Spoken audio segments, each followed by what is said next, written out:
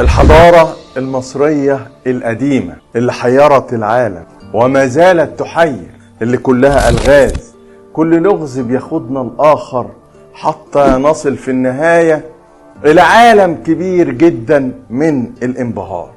الحضارة المصرية القديمة اللي كتب عنها هنري بريستيت في كتابه فجر الضمير، اللي المؤرخ القديم هيرودوت كتب عن كل صغيرة وكبيرة في الحضارة المصرية. ولا ننسى ديودور الصقلي اللي وصف الحضارة المصرية. حتى الرسام الاسكتلندي ديفيد روبرتوس اللي لوحاته الزيتية عن الطبيعة المصرية خدت شهرة كبيرة جدا على مستوى العالم. حتى الحملة الفرنسية حينما أتت إلى مصر طلعت علينا بمؤلف كتاب كبير اسمه وصف مصر، ولم يؤلفه كتيب صغير عن وصف فرنسا التي هي أصل بلادهم.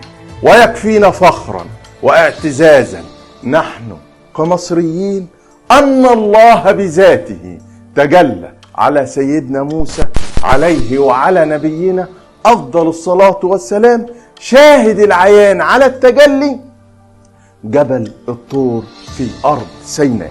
واحنا بنتكلم النهاردة عن الحضارة المصرية وبنقول ان ارتفاع هرم خوفو 149 متر و4 من 10. المسافة ما بين الأرض اللي احنا عايشين عليها والشمس 149 و4 من 10 مليون كيلو متر. والكلام ده مش مصادفة، يعني احنا بنتكلم عن الأرض اللي احنا عايشين عليها، فهي بتزن تقريبا ما يقرب من 6 مليار طن. ده وزن الكرة الأرضية. والكرة الأرضية بيحصل عليها 3 حركات في لحظة واحدة هنقول عليهم.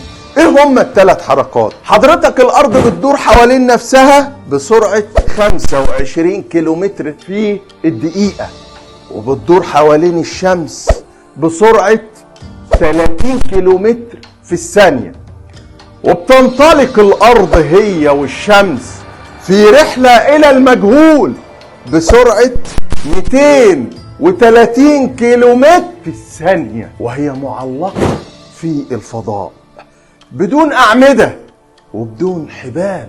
الأرض عليها جبال وعليها بيوت وعليها مية، وتبدو وكأنها ثابتة. الجبال ما تهزتش، البيوت ما وقعتش، المية ما تكبتش. صنع الله الذي خلق فأحسن صنع. كوكب الأرض اللي بتحصل 3 حركات ما بينها وما بين الشمس، المسافة ما بين الأرض وما بين الشمس هي نفس المسافة ولكن بالمليون كيلومتر، اللي هي ارتفاع الهرم، هرم خوفو. هل الكلام اللي حصل ده في الحضارة المصرية القديمة ان ارتفاع هرم خوفو 149 متر و4 من 10 والمسافة ما بين الأرض وما بين كوكب الشمس 149 و4 من 10 مليون كيلومتر، هل الكلام ده حصل مصادفة؟